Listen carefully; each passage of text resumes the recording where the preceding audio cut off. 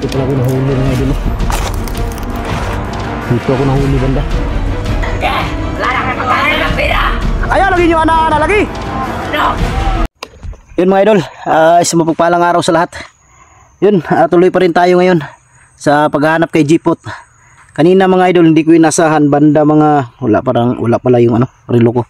Kanina bandang alas 11 yata, habang kumakain ako. Kala ko kung sino yung biglang nagpakita ba, dumating. Si Lolo pala. Kaya ako nakarating dito ngayon sa area na to dahil ang sabi ni Lolo dito daw dadalhin si Jeepot, kaya sinamahan niya ako papunta dito, pero bigla na lang siyang nawala. Sabi niya uuwi daw siya.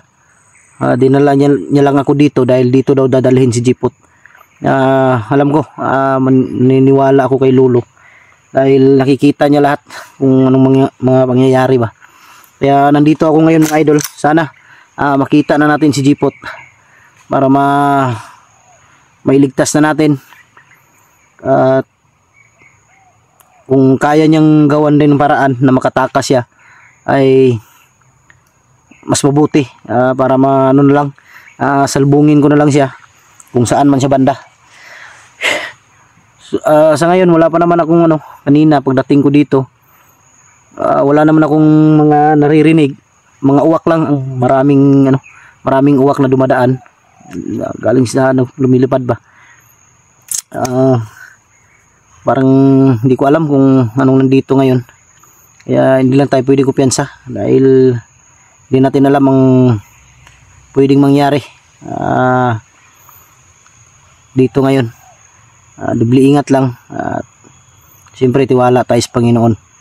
Panginoon ang ating pinakamalakas na sandata, dasal din para sa ating kaligtasan. Yan, mega love shoutout sa inyong lahat, sa lahat ng mga solid supporter natin dyan, sa lahat ng mga silent viewers, sa lahat ng mga OFW, kapatid natin mga Muslim, kapwa ko Guardians Brotherhood Incorporated. Hindi ko na lang isa-isahin mga idol. Mega love shoutout na lang sa inyong lahat. Kung wala man si Jeepot dito banda, siguro nandun sa unahan. Basta kung may makita tayo, sundan na lang natin para malaman natin ba kung saan talaga.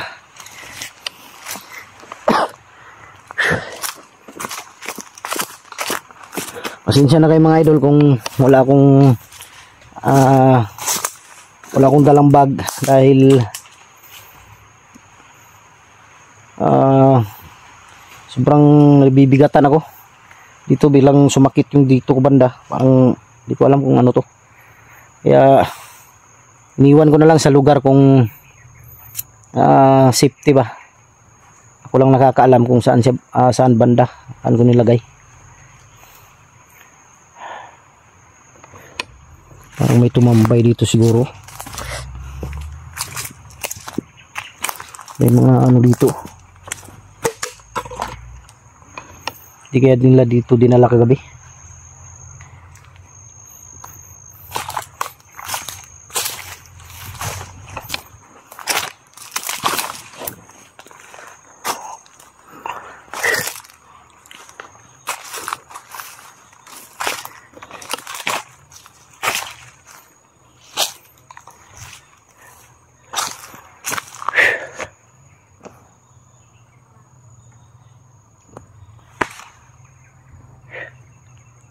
Sobrang tahimik, pero hindi tayo pwedeng magpakampante dahil mga hayop na yan biglang sumusulpot yan.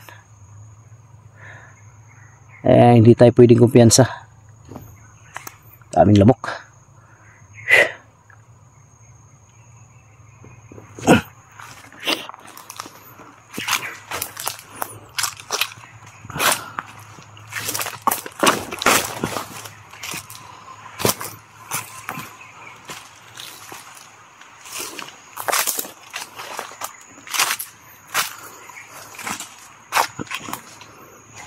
Ibon, sobrang laking ibon.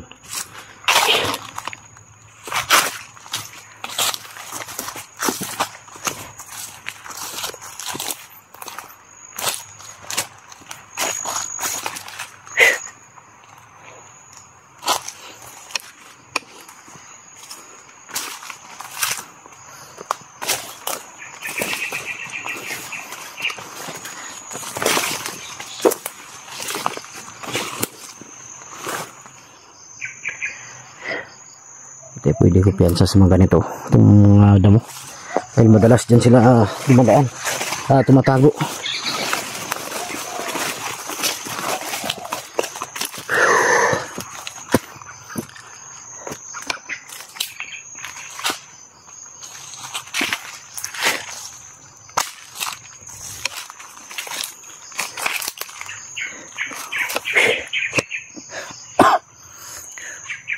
So, sinabi yun Lolo kanina na dito daw dadalhin si Jipot.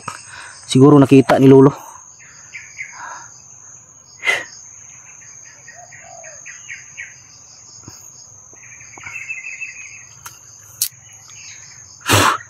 Kaya hindi tayo pwedeng mapakampante dahil hindi natin alam talaga yung pwedeng mangyari dito ngayon. Lalo na ngayon na solo exploration tayo. Sobrang delikado.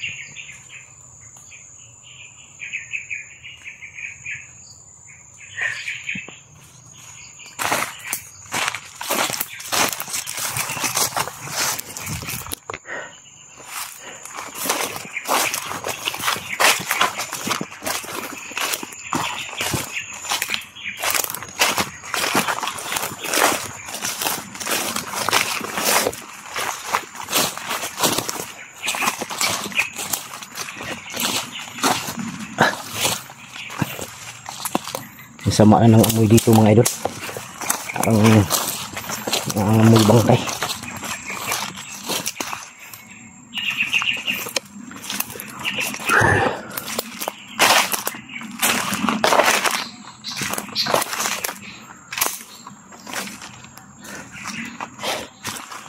Ang amoy bangkay itong lugar na to.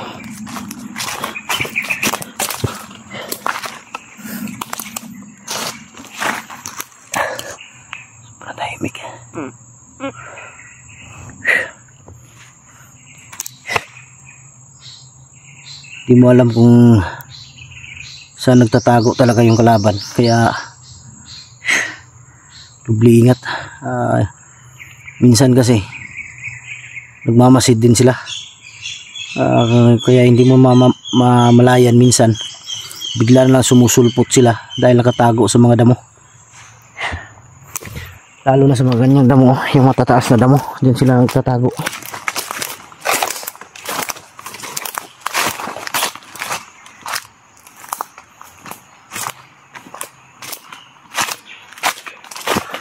Uy, ayop na uwak ko, bumalik na naman.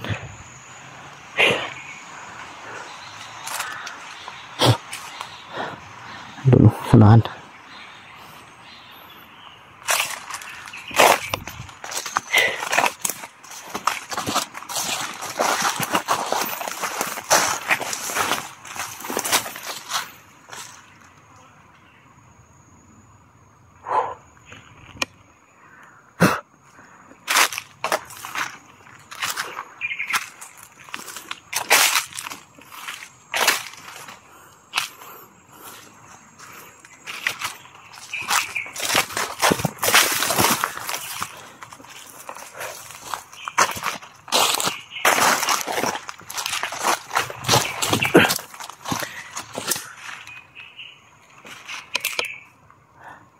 para may gumagapang sa mga damo. Para may gumagapang.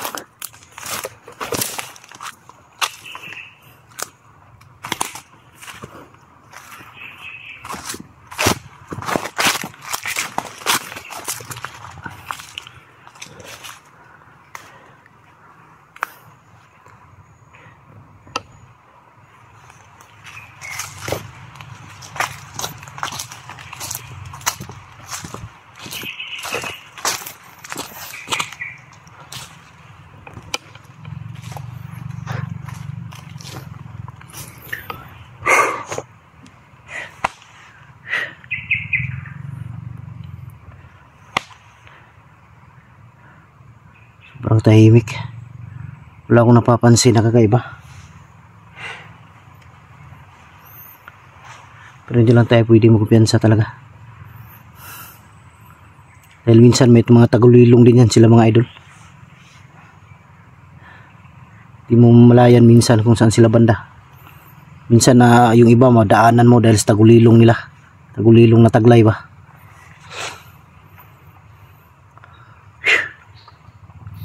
Salamat talaga ako kay Lolo Pedro mga idol. Dahil tinuro niya ang lugar na to. Na dito daw dadalhin si Jipot. Problema lang, hindi mo basta-basta agad makita. Dahil sa laki ng area na to. Abot pa to hanggang dulo. Hanggang dito.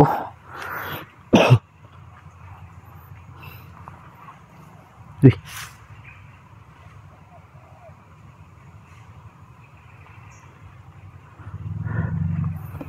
Sigaw yun o ibon.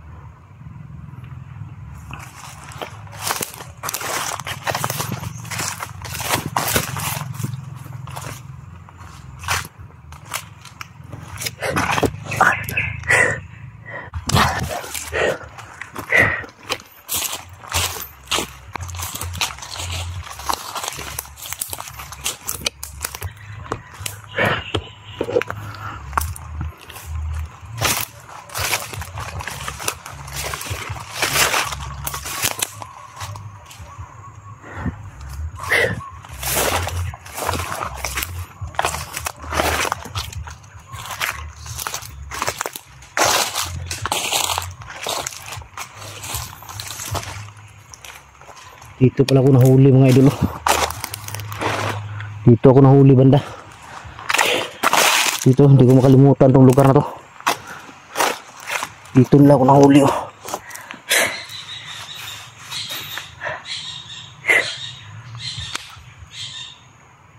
Daming lamok talaga.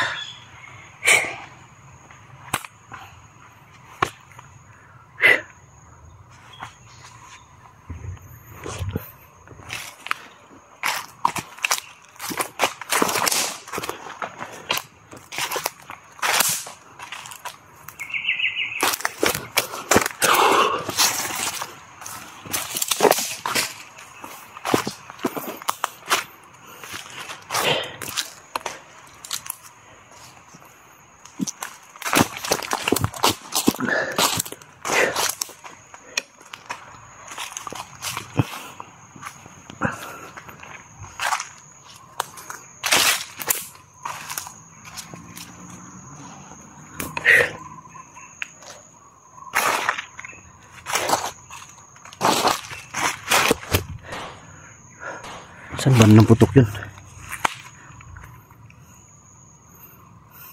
May putok dalawa.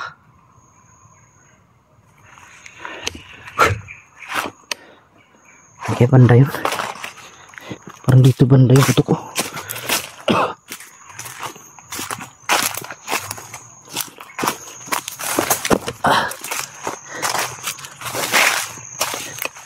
Wala daw putok yun.